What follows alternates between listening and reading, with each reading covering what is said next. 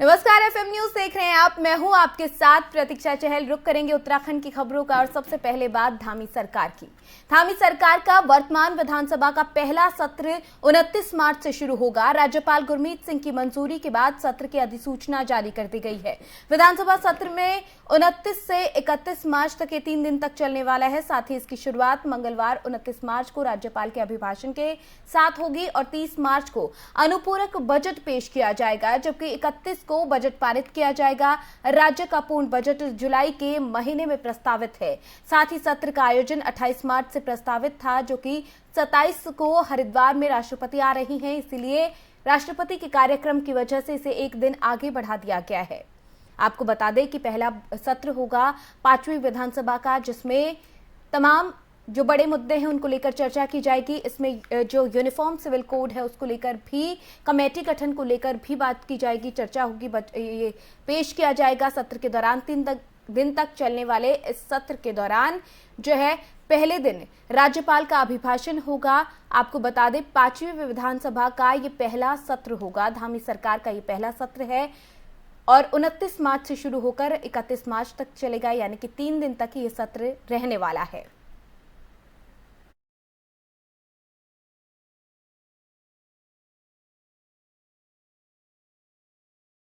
उत्तराखंड में आज इतिहास रचा गया है। कोटद्वार के बीजेपी विधायक रितु खंडूरी भूषण उत्तराखंड की पहली महिला विधानसभा अध्यक्ष चुनी गई। उत्तराखंड के प्रोटेम स्पीकर बंसीधर भगत ने रितु खंडूरी को पद और गोपनीयता की शपथ दिलाई। इस दौरान सदन के अंदर प्रोटेम स्पीकर बंसीधर भगत, मुख्यमंत्री पुष्कर सिंह धामी, निवर्तमान नेता प्रतिपक्ष प्रीतम सिंह ने रितु खंडूरी को बधाई दी है। आपको बता दें कि उत्तराखंड राज्य गठन के बाद से विधानसभा अध्यक्ष के पद पर पुरुष ही काबिज रहे हैं, लिहाजा उत्तराखंड के इतिहास में पहली बार ऐसा हुआ जब किसी महिला को विधानसभा अध्यक्ष की जिम्मेदारी मिली है। कोटद्वार से बीजेपी विधायक रितु खंडूरी शनिवार को उत्तराखंड की 5वीं विधानसभा के अध्यक्ष बन गई। वो निर्विरोध निर्वाचित हुई हैं। शुक्रवार दोपहर 12 बजे तक विधानसभा सचिव को किसी दल या सदस्य से कोई नामांकन नहीं किया गया। शनिवार को निर्वाचन की प्रक्रिया, यानी कि आज निर्वाचन की प्रक्रिया विधानसभा में सुबह 11 बजे से सभा मंडप में शुरू हुई। इस मौके पर विधानसभा के सभी सदस्यों की उपस्थिति में चुनाव कराने तक वरिष्ठ विधायक और प्रोटेम स्पीकर बंसीधर भगत विधानसभा अध्यक्ष की भूमिका में रहे। राज्यपाल लेफ्टिनेंट जनरल गुरमीत सिंह ने उन्हें निर्वाचन अवधि तक के लिए अध्यक्ष नियुक्त किया। कार्यसूची के अनुसार बंसीधर भगत ने रितु खंडूरी को निर्विरोध विधानसभा अध्यक्ष चुने जाने की घोषणा की। आपको बता दें, उनके उद्घोषण और फिर निर्वाचित अध्यक्ष रितु के आसन ग्रहण करने के बाद आगे की प्रक्रिया को शुरू किया गया। प्रेमचंद अग्रवाल, भरत सिंह चौधरी, कैलाश चंद्र, सतपाल महाराज, उमेश शर्मा, खजान दास जैसे तमाम बड़े नेता वहां पर मौजूद रहे। ये उत्तराखंड में अपने आप में इतिहास है। जब से वहां पर जो विधानसभा है उसका गठन हुआ है, तब से पुरुष ही इस पद पर काबिज रही हैं और अब रितु खंडूरी पहली महिला विधानसभा अध्यक्ष वहां पर बनी है, जो कि अपने आप में इतिहास है। इस बार इतिहास रचते हुए पार्टी भी नजर आ रही है। बीजेपी जब एक बार फिर सत्ता में आई तो अपने आप में इतिहास उन्होंने भी रचा और अब पहली महिला विधानसभा अध्यक्ष बनकर रितु ने भी इतिहास रचा है। पद और गोपनीयता की शपथ ली। राज्यपाल की मौजूदगी में उन्होंने प्रोटेम स्पीकर ने उन्हें पद और गोपनीयता की शपथ दिलाई।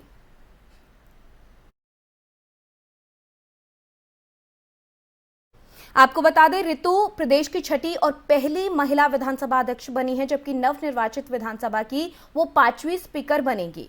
अंतरिम सरकार में पहले विधानसभा अध्यक्ष प्रकाश पंत थे।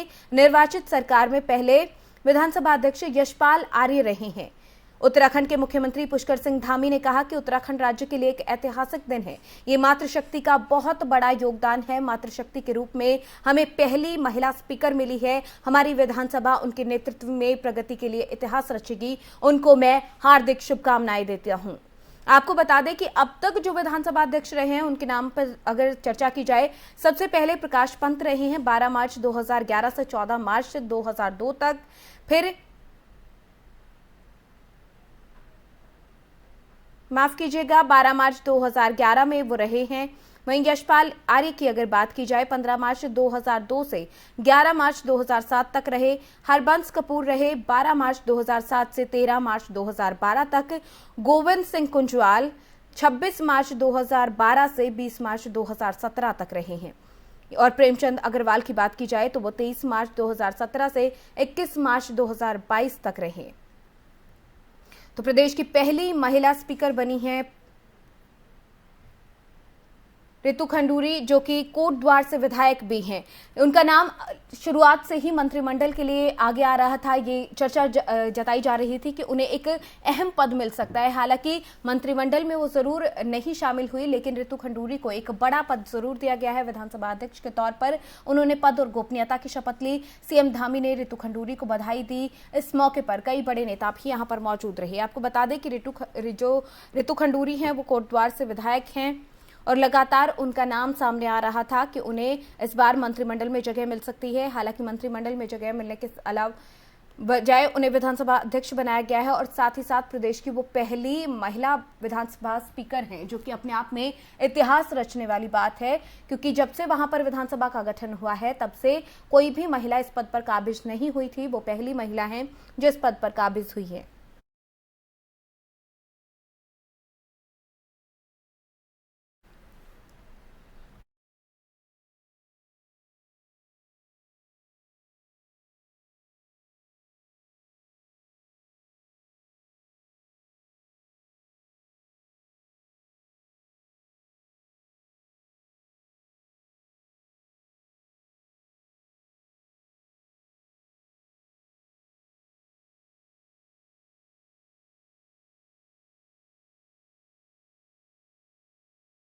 वहीं उत्तराखंड के वरिष्ठ नेता, कांग्रेस के वरिष्ठ नेता और बाजपुर से कांग्रेस के विधायक यशपाल आर्य ने रितु खंडूरी को पहली महिला अध्यक्ष बनने पर शुभकामनाएं दी। आर्य ने कहा कि रितु खंडूरी लोकतांत्रिक मर्यादाओं और परंपराओं का निर्वहन करते समय बहुआयामी प्रतिभा को प्रदर्शित करेंगी और बेहतरीन विधानसभा की कार्रवाई का संचालन करेंगी। हालांकि कांग्रेस के वरिष्ठ नेता यशपाल आर्य ने नेता प्रतिपक्ष के चयन को लेकर कहा कि केंद्रीय आलाकमान जब भी नेता प्रतिपक्ष के लिए जो भी नाम फाइनल करेगा उस पर प्रदेश नेतृत्व और कांग्रेस के विधायक अमल करने का काम करेंगे। हालांकि उन्होंने कहा कि तमाम विधायक नेता प्रतिपक्ष की दौड़ में शामिल हैं। हालांकि कांग्रेस विधायक यशपाल आर्य से जब कांग्रेस प्रदेश अध्यक्ष के खाली चल रहे पद को लेकर सवाल किया गया तो उन्होंने मीडिया के सवालों का जवाब देते हुए कहा कि कांग्रेस में जो भी निर्णय लिया जाएगा वो केंद्रीय आलाकमान की ओर से दिया जाएगा और उस पर फैसले को सभी को स्वागत करना होगा। हालांकि उन्होंने कहा कि वो अपने आप को किसी भी पद की दौड़ में शामिल नहीं करते हैं।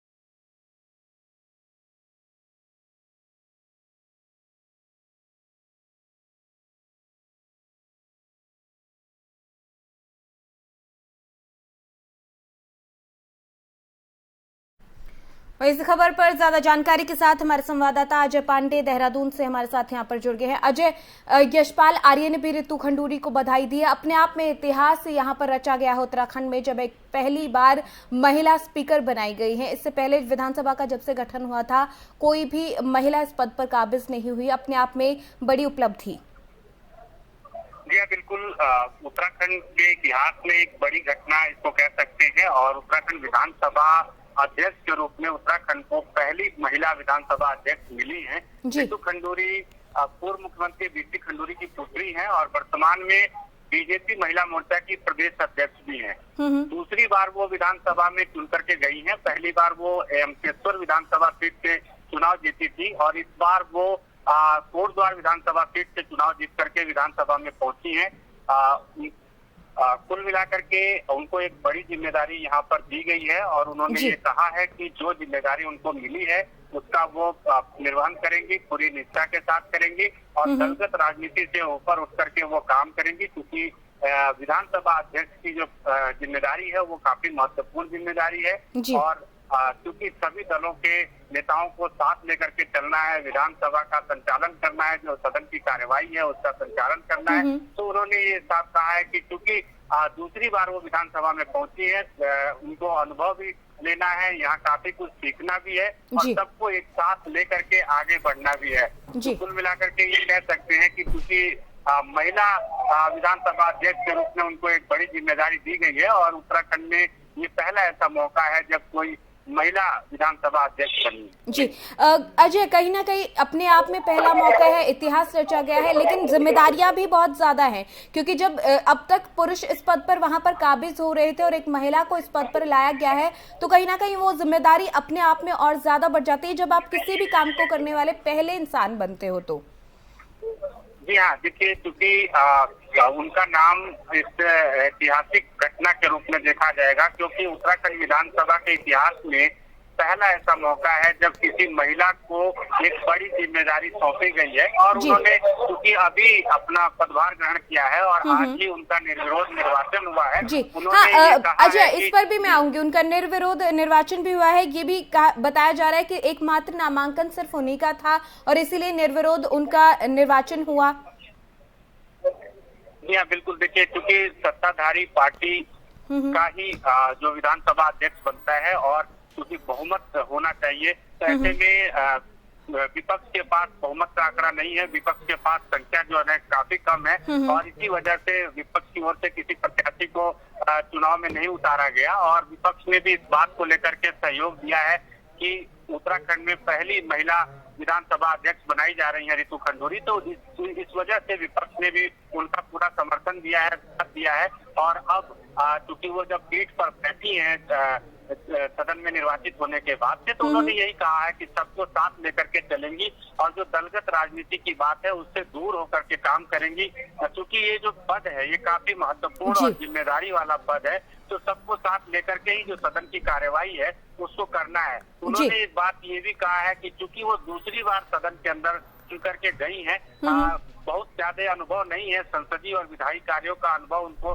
बहुत ज्यादा नहीं है, लेकिन उनको काफी कुछ सीखना भी है और सबके जो अनुभवी लोग हैं उनके मार्गदर्शन के साथ साथ वो अपने कार्य को अंजाम देंगी, आगे बढ़ाएंगी और जो पद की गरिमा है उसके अनुरूप वो काम करेंगी। कुल मिलाकर के देखिए जो उत्तराखंड बिल्कुल अजय, इसके अलावा वो ये भी कहती नजर आई हैं कि वो विधानसभा को ज्यादा से ज्यादा डिजिटल फॉर्मेट पे लाने की कोशिश करेंगी और महिला विधायकों के लिए अलग से कक्ष तैयार करने की सिफारिश भी वो करती नजर आई है। जी हाँ बिल्कुल, देखिए जैसे कि मैं भी बता रहा था कि उत्तराखंड राज्य का जो गठन हुआ है उसमें महिलाओं की काफी महत्वपूर्ण भूमिका रही है, भागीदारी रही है और ऐसे में हमेशा उत्तराखंड में महिलाओं को बराबरी का दर्जा दिया जाता रहा है, लेकिन कई ऐसे विषय रहे हैं, चाहे राजनीति की बात करें चाहे कई और विषय हैं जहाँ पर महिलाओं को कमतर आंका जाता रहा है, लेकिन अब महिलाओं को जिस तरह से महत्वपूर्ण पदों पर बड़ी जिम्मेदारी सौंपी जा रही है, उनको जिम्मेदारी दी जा रही है, तो जाहिर है कि एक महिला होने के नाते वो अपनी प्राथमिकताओं में महिलाओं को जरूर रखेंगी और जो महिलाओं के लिए जरूरी सेवाएं होंगी, जरूरी चीजें होंगी, उसके लिए वो फौरी तौर पर कार्य करेंगी और यही वजह है कि उन्होंने शुरुआती दौर में ये बात जरूर कही है कि जो महिलाओं के लिए जो तमाम चीजें हैं वो विधानसभा के अंदर किए जाएंगे और बाकी के सभी दलों के नेताओं को, सभी दलों के विधायकों को साथ लेकर के काम करेंगी और जितने भी लोग हैं, अनुभवी लोग हैं, उन सबसे राय लेकर के ही वो आगे कार्रवाई करेंगी और एक अपनी जो छाप है वो भी छोड़ने का प्रयास करेंगी। क्योंकि यहाँ पर एक बात और भी काफी महत्वपूर्ण है कि क्योंकि ऋतु खंडूरी पूर्व मुख्यमंत्री बीसी खंडूरी की पुत्री है, बीसी खंडूरी के पास भी काफी लंबा अनुभव रहा है, राजनीतिक अनुभव रहा है और उन्होंने प्रशासनिक व्यवस्था को भी काफी अच्छे तरीके से संचालन उसका किया है। ऋतु खंडूरी ने ये सारी चीजें अपने घर में देखी है, अपने पिता से भी उन्होंने काफी कुछ सीखा है, तो जाहिर है कि वो अब आने वाले दिनों में जब इस पद को संभाल रही हैं तो आने वाले दिनों में वो अपने पिता के अनुभवों का जो लाभ है वो भी लेंगी और जो यहाँ विधानसभा के अंदर यानी सदन के अंदर जो वरिष्ठ नेता हैं, जो अनुभवी नेता हैं, जिनको संसदीय और विधायी कार्यों का अच्छा खासा ज्ञान है, उनके साथ भी वो उनको लेकर के चलेंगी और इस पूरे विधानसभा का संचालन बेहतर तरीके से करेंगी। जैसे कि उन्होंने अभी बताया है कि दलगत राजनीति के ऊपर उठ करके वो काम करेंगी और सबको साथ लेकर के काम करेंगी, क्योंकि काफी महत्वपूर्ण और जिम्मेदारी वाला पद उनको दिया गया है और उनका नाम अब इतिहास के पन्नों में दर्ज हो गया है कि उत्तराखंड के ऐसे इतिहास में, विधानसभा के इतिहास में पहली महिला विधानसभा अध्यक्ष बनाई गई है और काफी महत्वपूर्ण जिम्मेदारी उनको बीजेपी ने दिया है। विधानसभा में सभी सदस्यों ने मिलकर के उनको दिया है। जी, बहुत शुक्रिया अजय इस तमाम जानकारी के लिए। तो अब तक की जितनी भी अपडेट थी हमारे संवाददाता ने आप तक पहुंचाई। रितु खंडूरी को एक महत्वपूर्ण पद दिया गया है और अपने आप में खास इसलिए है क्योंकि वो इस पद पर बैठने वाली उत्तराखंड विधानसभा की पहली महिला अध्यक्ष हैं।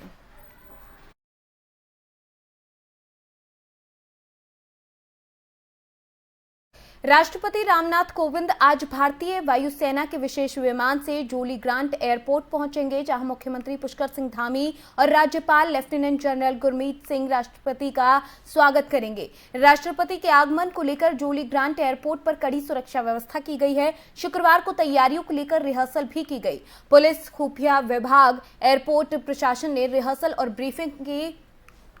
जानकारी के मुताबिक राष्ट्रपति रामनाथ कोविंद दोपहर 1 बजे भारतीय वायुसेना के विशेष विमान से जोली ग्रांट पहुंचने वाले थे। जोली ग्रांट एयरपोर्ट से MI-17 हेलीकॉप्टर से देहरादून जाएंगे, जहां पर राष्ट्रपति गवर्नर हाउस में रात्रि विश्राम करेंगे। रविवार को हरिद्वार में दिव्य प्रेम सेवा मिशन की ओर से आयोजित कार्यक्रम में भी हिस्सा लेंगे। पुलिस पूरी तरह से मुस्तैद है। ट्रैफिक जिस रास्ते से भीड़ गुजरेगा उस पर तात्कालिक तौर पर बंद कराया जाएगा। टोटल वहाँ पर ट्रैफिक कुछ देर के लिए बंद रहेगा। बाकी यहाँ पर जो कार्यक्रम है इसके लिए पूरी व्यवस्था हम लोगों ने देखी है। ACL टीम हमारे साथ चल रही है और हम लोग जो लास्ट में कुछ अगर लंबे इंतजार के बाद बागेश्वर जिले के लोगों को डायलिसिस की सुविधा मिल गई है। जिला अस्पताल के डायलिसिस सेंटर में अब लोगों को डायलिसिस की सुविधा मिलने लगी है। 12 मार्च से अब तक 19 लोगों का डायलिसिस भी किया जा चुका है। डायलिसिस सेंटर का संचालन हंस फाउंडेशन की तरफ से किया जा रहा है। इसके लिए सरकार का फाउंडेशन के साथ करार भी हुआ है। मुख्यमंत्री पुष्कर सिंह धामी ने पिछले कार्यकाल में सूबे के सभी जिलों में डायलिसिस की सुविधा उपलब्ध कराने की घोषणा की थी।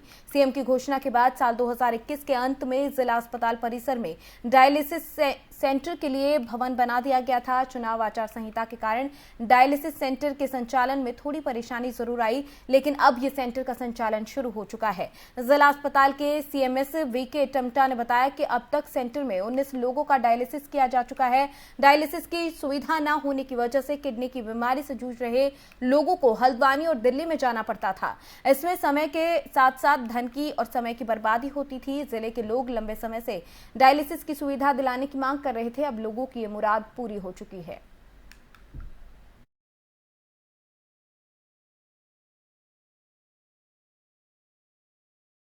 वहीं कैबिनेट मंत्री गणेश जोशी ने मसूरी विधानसभा क्षेत्र से जुड़ी पेयजल आपूर्ति और सीवर समस्याओं के निराकरण के माध्यम से संबंधित अधिकारियों को आवश्यक दिशा निर्देश दिए। साथ ही काम को समय सीमा में पूरा करने के निर्देश भी दे दिए गए हैं। कैबिनेट मंत्री गणेश जोशी ने अधिकारियों के साथ बैठक की, जिसमें मसूरी पेयजल योजना और सीवर निर्माण कार्य की समीक्षा की गई। साथ ही बढ़ती गर्मी को देखते हुए पेयजल की आपूर्ति के संबंध में जल निगम और जल संस्थान के अधिकारियों से चर्चा की गई। गणेश जोशी ने मसूरी पेयजल योजना के तहत माल रोड का काम रात्रि में कराने को कहा है और साथ ही कार्य के दौरान पानी बंद करने के लिए प्रेस विज्ञप्ति देने और पेयजल की वैकल्पिक व्यवस्था करने को लेकर अधिकारियों को निर्देश भी दिए गए हैं।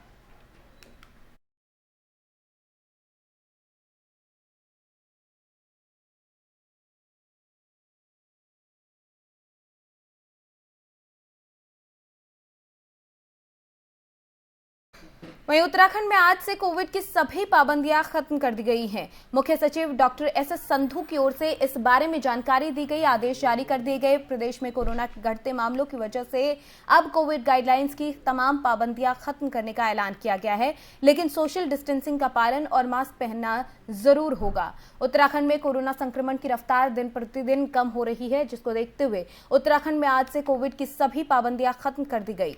मुख्य सचिव डॉक्टर SS संधू की ओर से इस बारे में आदेश जारी कर दिए गए हैं। जारी आदेश में कहा गया कि बीते 24 महीने से महामारी प्रबंधन के लिए अलग अलग तरह की क्षमताओं का विकास किया गया। इसमें जांच, निगरानी, कॉन्टैक्ट ट्रेसिंग, इलाज, टीकाकरण, अस्पतालों का विकास शामिल है। वहीं स्वास्थ्य और परिवार कल्याण मंत्रालय की गाइडलाइन के अनुसार सोशल डिस्टेंसिंग का पालन और मास्क पहनना अभी भी लागू रहेगा। यानी कि आपको तमाम छूट मिलेगी, लेकिन आपको अभी भी सोशल डिस्टेंसिंग का पालन जरूर करना होगा।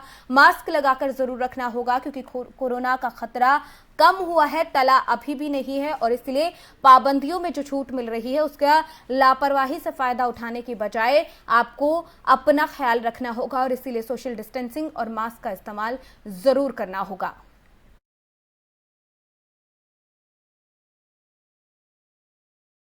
पिरान कलियर क्षेत्र के एक होटल में सूटकेस से बरामद हुए युवती का शव और गिरफ्तार प्रेमी की आत्महत्या वाली कहानी झूठी निकली।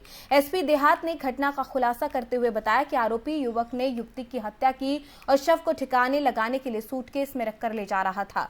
वहीं होटल में कमरा लेने के लिए युवती की फर्जी आईडी का इस्तेमाल भी किया गया था। मृतका मंगलौर की रहने वाली है। आरोपी युवक की दूर की रिश्तेदार भी थी। पिरान कलियर स्थित दून साबरी गेस्ट हाउस में गुलजेब पुत्र सनवर निवासी घोसियान जवालापुर ने कमरा लिया। इस दौरान वो अपनी प्रेमिका के साथ वहां पर ठहरा। कुछ घंटे बाद जब गुलजेब भारी भरकम सूटकेस लेकर होटल से निकला तो होटल कर्मी को शक हुआ, जिसके बाद उसे पकड़कर सूटकेस खोला गया तो उसमें युवती का शव मिला। मौजूद लोगों ने आरोपी युवक को पकड़ लिया और पुलिस को इसकी सूचना दी। सूचना पर पुलिस ने युवक को हिरासत में लेकर युवती के शव को पोस्टमार्टम के लिए भेज दिया। फिलहाल पुलिस ने युवक को गिरफ्तार कर जेल भेज दिया है। होटल में एक युवक गुलजेब एक युवती के साथ आके रुका था जिसका नाम रमसा था, और ये इसके द्वारा इस युवती की हत्या करके सूटकेस में उसको शरीर को डाल के जब ये फेंकने जा रहा था तो दून साबरी होटल के आसपास जो लोगों ने इसको देखा और इसको रुकवाया तो पुलिस को सूचना दी। जब पुलिस मौके पर पहुंची तो युवती का शव उसमें बरामद हुआ था, जिसका नाम रमसा है, सन ऑफ राशिद। ये मंगलौर क्षेत्र की रहने वाली है और पिछले कुछ समय से ये दोनों आपस में रिलेशन में भी थे। और जब इससे पूछताछ की गई गुलजेब से तो इसने बताया कि ये इसकी रिश्तेदारी में भी आती है और ये शादी का इस पर दबाव बना रहा था। उसके द्वारा जब शादी से मना किया गया तो इसके द्वारा इसकी हत्या कर दी गई। अभियुक्त को अरेस्ट कर लिया गया और 302 में धारा 302 में इसकी अरेस्टिंग करके इसको जेल भेजा जाएगा। क्या सामान बरामद हुआ है? इसमें सूटकेस जिसमें उसके डाला था वो बरामद हुआ है और बाकी इसमें कुछ कपड़े हैं, कुछ चाकू कुछ चाकू वगैरह जो इसकी गाड़ी में बरामद हुए थे वो सब चीज़ें बरामद की गई हैं। नहीं, ये हम लोगों ने चेक करा रहे हैं। आपराधिक रिकॉर्ड तो इसका कोई अभी सामने नहीं आया है। ये गुलजेब जो है ज्वालापुर क्षेत्र का रहने वाला है और इसकी एक मोबाइल शॉप रिपेयरिंग की दुकान है, वहाँ पर ये कार्य करता है। लेके आया था सर इसको मंगलौर से अपने आप ले गया? हाँ, ये पहले हत्या के इरादे से ही इसको लेके आया था। उससे पूर्व ये एक सूटकेस, बड़े सूटकेस को वहाँ पर इसने ला के पहले रखा। उसके खबर मसूरी से, जहां शहर के कुलड़ी में ग्रीन चौक के पास एक हाइड्रोजन सिलेंडर फटने से हड़कंप मच गया। इस हादसे में गुब्बारे बेचने वाला 19 साल का एक युवक गंभीर रूप से घायल हो गया। धमाका इतना तीव्र था कि हादसे में युवक का पैर कटकर घटनास्थल के करीब 200 फीट जाकर गिरा। सूचना मिलते ही मसूरी पुलिस और 108 एम्बुलेंस मौके पर पहुंची। घायल को कपड़ों को लपेट कर उसे गंभीर हालत में मसूरी उप जिला चिकित्सालय में ले जाया गया, जहां पर प्राथमिक उपचार के बाद घायल की गंभीर हालत को देखते हुए सेंटर उसे रेफर कर दिया गया। इसे पूरा धमाका हुआ जिसमें युवक घायल हो गया और युवक को अब गंभीर हालत में हायर सेंटर में रेफर कर दिया गया है।